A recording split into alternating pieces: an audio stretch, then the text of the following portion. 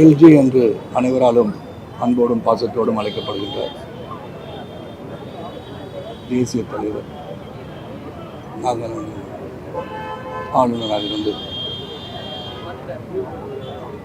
பாரதிய ஜனதா கட்சியின் முன்னணி தலைவராக அரும்பாடுபட்டு இந்த இயக்கத்தை வளர்ப்பதற்கு முன்னணி தலைவராக இருந்து வழங்கியிருக்கிறார்.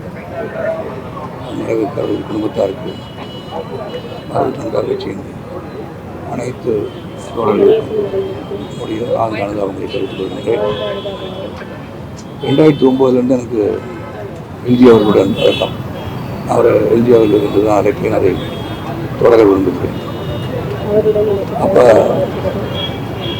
நாங்கள் துவக்கியிருந்த இணைந்திருக்கின்ற சமத்துவ மக்கள் கட்சி முதன்முறையாக பாரதிய ஜனதா கட்சியுடன் கூட்டணி வைக்கும்போது எல்ஜி அவர்கள் தான் அதற்கு முன்னோடியாக இருந்து எங்களை வழிநடத்தி